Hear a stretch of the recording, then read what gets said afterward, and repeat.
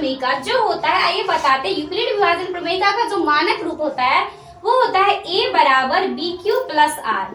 आपसे एग्जाम में पूछ सकता है कि आप मुझे ये बताइए कि यूक्लिड विभाजन प्रमेयिका का मानक रूप क्या होता है, तो आप लिखेंगे a बराबर बी क्यू प्लस आर। अब आपको समझ में आएगा कि ये a क्या होता है, b क्या होता है, q क्या होता है, r, तो मैं आपको समझाऊंगी। तो चलिए देखते हैं कि a, b और q और r क्या होता है। तो दोस्तों आप बचपन में पढ़े होंगे कि हिंदी में भाज्य बराबर क्या होता है, भाज्य बराबर होता है हमारा भाजक गुने भागफल और क्या होता है प्लस शेषफल। तो दोस्तों यही है यूक्लिड विभाजन प्रमेयिका। क्या है, इसी को हम बोलते हैं यूक्लिड विभाजन प्रमेयिका। अब हम बोलेंगे सवाल में कैसे जानेंगे क्या कौन भाजक है, कौन भाज्य है, कौन भागफल और कौन शेषफल। जैसे मान लीजिए यहाँ पे हम 2 से है, यहाँ 9 में भाग करते हैं। ओके, तो भाग करते हैं तो हमारा पूरी 9 नहीं कटेगा, तो हो जाएगा 2 चौके 8 और बच गए। तो देखिए यहाँ पर जो हमारा भाज्य है वो 9 है। क्या है, 9 है।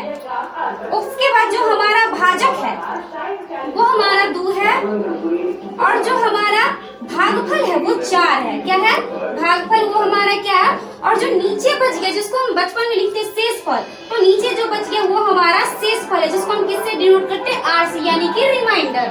ओके दोस्तों, तो ये समझ गए दोस्तों। तो चलिए आगे देखते हैं कि सवाल को कैसे बनाना है। और दोस्तों एक चीज हमेशा याद रखिएगा, जो इसमें जो हमारा आर होता है वो हमेशा या तो 0 होगा या 0 से बड़ा होगा, 0 से छोटा कभी नहीं होगा, या तो 0 के बराबर होगा या 0 से बड़ा होगा। कौन, आर। और जो आर है वो हमेशा b से छोटा रहेगा। क्या रहेगा, b से। जैसे मान लिया हमारा भाज्य a हो जाता है, ये हमारा भाजक हो गया, q हमारा भागफल हो गया, नीचे शेषफल हो गया। तो क्या कभी भी जो हमारा शेषफल है वो 0 से कम होता है, कभी नहीं। 0 से नीचे जाएगा माइनस हो जाएगा, यानी कि r जो है वो हमेशा 0 से बड़ा रहेगा या 0 रहेगा। ओके, उसके बाद जो हमारा b है, ये b जो b है वो हमेशा r से बड़ा रहेगा। क्यों, जैसे मान लीजिए यहाँ के b के बराबर आ जाएगा, तो हम जैसे 2 आ गया, 2 दूनी 4, जैसे मान लीजिए यहाँ 5 है तो 2 दूनी 4, एक से कुछ और ले लेते हैं, जैसे 6 ले लेते हैं या 8। तो नीचे में अगर शेषफल मान लीजिए यहाँ 2 से लगा, नीचे में 2 बच गया, तो उतना से हम लगा काट सकते हैं। इसीलिए कभी b के बराबर नहीं, हमेशा क्या रहेगा हमारा b, r जो हमारा b से कम रहेगा। ये शर्त याद रखिएगा हमेशा। तो चलिए देखते हैं कि सवाल को कैसे बनाना है। ओके दोस्तों, तो चलिए देखते हैं। हमारा पहला सवाल है, पहले तो इसका हम HCF ज्ञात करेंगे। HCF तो आपको निकालना आता होगा, बचपन से ही आप पढ़ते होंगे HCF। तो देखिए इसमें जो HCF है, इसमें 2 से लगाएंगे तो बहुत ज्यादा हो जाएगा, इस संख्या से ज्यादा हो जाएगा, तो हम 1 से लगाएंगे। तो हमारा हो जाएगा 135, माइनस करेंगे 0 हो जाएगा, यहाँ पे 9 हो जाएगा और ये हमारा कैंसिल हो जाएगा। फिर HCF का रूल है कि इस पार्ट्स को हम यहाँ उतारते हैं 135। और दोस्तों हम यहाँ HCF आपको सिखाने नहीं आए हैं, हम यहाँ पे आपको यूक्लिड विभाजन प्रमेयिका का प्रयोग करके HCF कैसे निकाला जाता है वो बताना है। तो यहाँ पे HCF सभी को आता होगा, बचपन से हम HCF पढ़ते हैं, HCF LCM।